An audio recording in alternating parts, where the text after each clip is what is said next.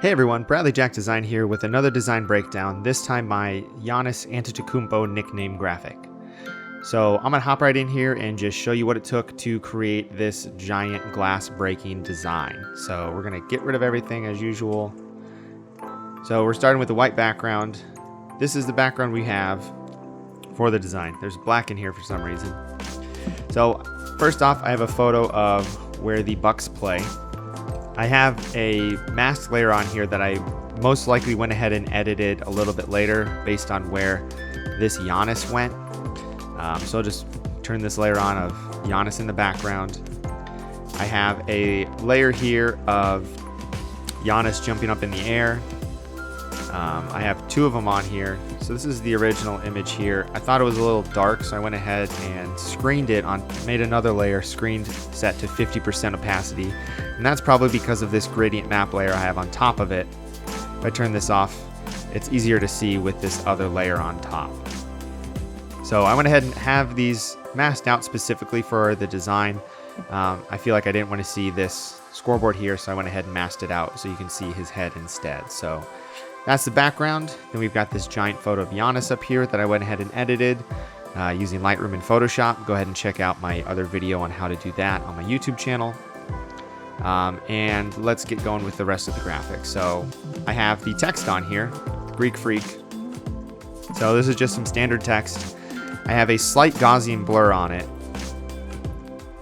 of 13 pixels, which actually sounds like a lot. Let me click this here. Doesn't really look like it's doing anything to me, but who am I to know? This is probably a giant graphic. So I have a slight blur on it, and then on top of that, I have set to screen a Gaussian blur on it as well. And this is actually green, so that's why there's a green glow to it with the Gaussian blur. So that's the text I have on there. Then I have his name at the bottom. So I went ahead and just put Giannis Antetokounmpo down at the bottom. Same thing. These are smart objects because it's text. I have a Gaussian blur set to both of those. It's just giving a sort of subtle glow of green on it, essentially. So I have the top layer set to screen. The bottom layer is also set to screen. This is probably actually a... Yeah, this is green text, actually. I don't know why it is white, though. It's kind of weird. Oh well, not going to worry about it. Anyway, so we have the three Giannis's then.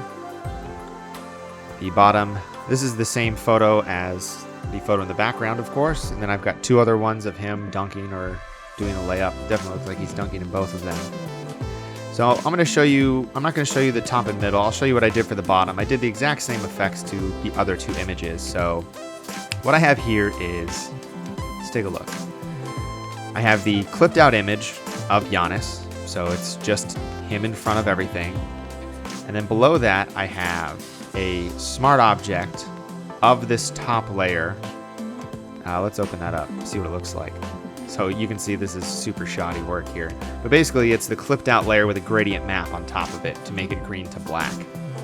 And I have that set to screen with a blur on it. Now under the blur gallery, I probably used a path blur, because with the path blur, you can control the path of the blur itself. So basically I was saying, Giannis is jumping this way. So this is the exact way I want him to jump with the blur. So that's why I have it set to with the blur, with the path blur.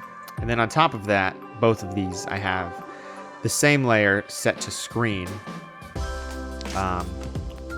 Same thing with the blur gallery, except in this time, let's open this up. It's the same path, but I have on here under motion effects, I have 6 strobe flashes, and the strobe strength is up significantly. And that's why you can kind of see 6 of him.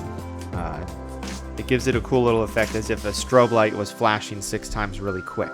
That's what allows you to get that effect. So I have that set to screen, and I went ahead and masked out a lot of it, because if I turn this on, you can see he's super bright. You can't really see him.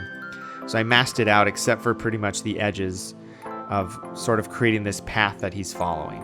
And that's what I did for the middle Giannis and the top Giannis as well. So it's the same effect to all 3 of these images that I clipped out and edited. Now on top of all of this, I have lighting and texture. So let's see what we have here. So over everything, if it goes away, there we go. I have this sort of vignette that I use on a lot of my designs to add a little bit of texture and a vignette around the edges. I have at the top this light leak from the top that you can see looks terrible here, but when I put this gradient map on it, which has a lot of black in the middle and then green and white, it turns it green and gets rid of that edge so we can't see it. So it's almost as if it's a green light shining from the top as well. So from the bottom, I have these sparks. I have just a color layer of green set to it. You could use a gradient map too, but this works just as well. Then on top of that, I have some sparkles up at the top with a levels layer applied to it to get rid of the edges, and then a gradient map of white, green, and black on top of that. So those are a little bit more lighting and texture I have applied to that. We'll talk about this blurred layer later. On top of all of this, I have some lighting, just some bottom lighting here.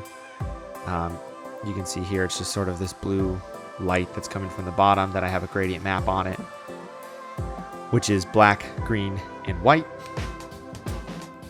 The same green throughout, so the colors are all consistent. On top of this, I have this image of shattered glass with his faces on it. So that is actually this smart object. So if we look at this image, I'm just going to look at one of these. So which one is this? So this one down here at the bottom. So it's a photo of glass I found that's just masked out. It's set to screen, which doesn't really matter here. The whole thing's set to screen in the other object. I have the photo of Giannis himself set to screen with a gradient map of black and white on top of it. So this is what it looks like without the gradient map. And then I have the gradient map on top of it. So that's what I did for each one of these. So basically what it's doing is it's taking the photo of Giannis, applying only the highlights to the glass, and then I am making it black and white. And I'm going and masking each of these photos to sort of the shape of the glass, so it's inside the glass itself.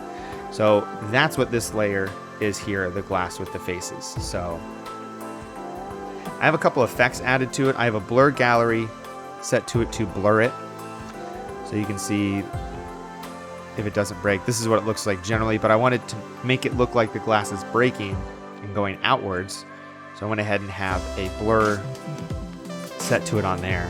I'm not 100% certain what the blur is. When this finally loads, it takes forever. I'll go ahead and let you know. So the issue with these blurs in these giant files is sometimes it takes a little bit to render them. Apparently I added some noise to this as well, probably just to add a little bit of grunge to it. I don't really know why I did that at the time, but apparently I did. On top of this, I have the same layer. This is rendering, but I can still tell you what this probably is. This is the same layer set to screen with a heavier blur set to it with a gradient map on top of it. So this is set to screen at 50%. This one is set to screen at 100%. So the top one is set to screen. It's got more of a blur to it, and it has a gradient map to tint it green. So it gives it that green effect we have to everything else. So those are the glass with the faces on them. And then over all of this, I have a gradient map applied to everything just to sort of brighten it up. I actually use a little bit of the Bucks sort of tan color they use as well in that. On top of this, I have some glass on the outside. So similarly, just like the glass on the inside with the faces, I have it set to screen. This one has a gradient map of black, green, and white. The one on top is set to screen. They're both set to screen. So this is what it originally looks like. I wanted to brighten it up, so I duplicated it and set it to screen with the same gradient map applied to it. And then on top of everything, we have the overlays that I like to use. So we have, what do we have here? We got 2395 set to 50%. That makes it look like this. Then we have the same layer set to 50, which is pretty much the same thing, but oh well. So I've got two layers of 50. I have a levels layer then to darken everything up a little bit to get rid of that sort of haze of the grays. I have a hue and saturation layer to bump up the hues and the saturation of the greens. So if I click on that, you can see it sort of turns it a little more blue with the greens and gives it a little more saturation. And then I have a color lookup of Futuristic Bleak set to soft light at 25%, which turns it to this. So what I did then was I blurred all of these bottom layers, anything below, behind the glass, and I went ahead and made a smart object out of it and created a displacement map of everything above it. So hypothetically, if I just make a layer here of black to get rid of everything below the glass, maybe, let's try it again. There it goes. So this is the layer I would have made. Maybe get rid of this lighting. This is the displacement map I would have saved out. So what I did was I went ahead and blurred all of these bottom layers, not blurred, well, I blurred them together in a smart object. And then I used a displacement map to displace everything below it. So you can see with the displacement map, it is editing anything below it to make it look like it's behind this broken glass. So you can see really in the lettering here, you can see how it's distorted. You can sort of see it in his arms. But you can really see it in the letters here. You can see it up here as well. So that was using the displacement map to displace everything behind the glass to make it actually look realistic. So that is the Giannis Antetokounmpo graphic. I used the same effect on the other nickname graphics I made for this if you saw those as well. So let me know if you guys liked the video. Leave in the comments any design breakdowns you want to see from me in the future. Other than that, make sure to like and subscribe. Thanks.